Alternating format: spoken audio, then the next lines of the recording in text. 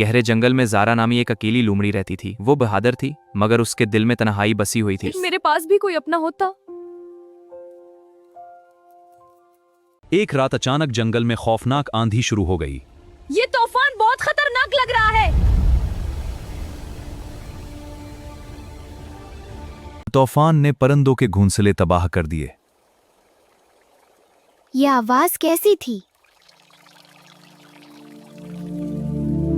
तूफान खत्म होने के बाद ज़ारा खुराक की तलाश में निकली। मुझे देखना होगा कि जंगल में क्या हुआ है। अचानक ज़ारा को एक टूटा हुआ घोंसला मिला जिसमें एक अंडा पड़ा था। ये अंडा यहाँ अकेला कैसे रह गया?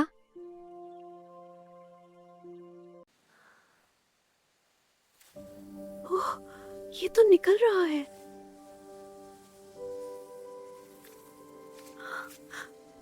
एक नन्हा सा पीला परिंदा दुनिया में आया।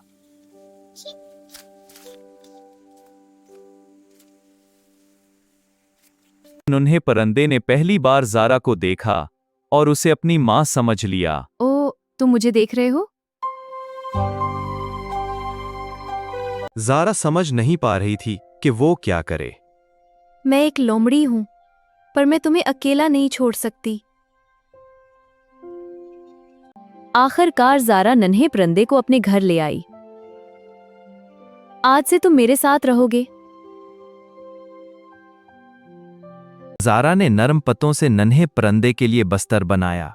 यहाँ तुम आराम से सो सकते हो।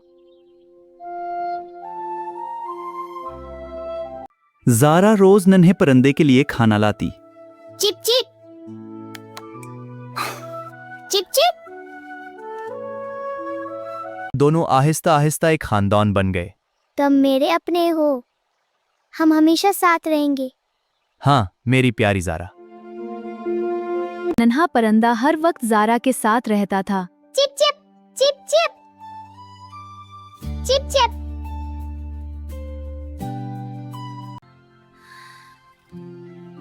मैंने ऐसी दोस्ती पहले कभी नहीं देखी।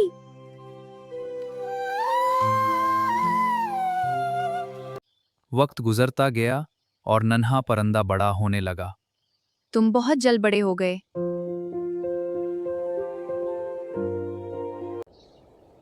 अम्मी, क्या मैं भी उड़ सकता हूँ? हाँ बेटा, एक दिन तुम भी उड़ोगे। इस रात ज़ारा बहुत उदास रही। अगर ये उड़ गया तो मैं फिर अकेली हो जाऊंगी।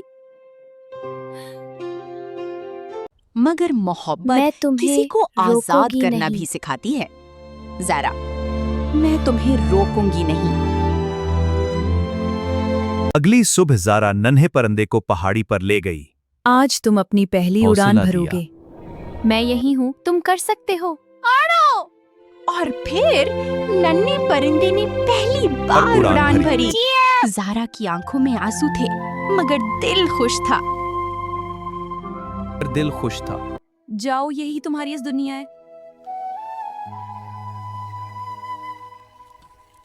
अगर आपको ज़ारा और नन्हे परिंदे की ये खूबसूरत कहानी पसंद आई हो तो अभी हमारे चैनल को सब्सक्राइब करें।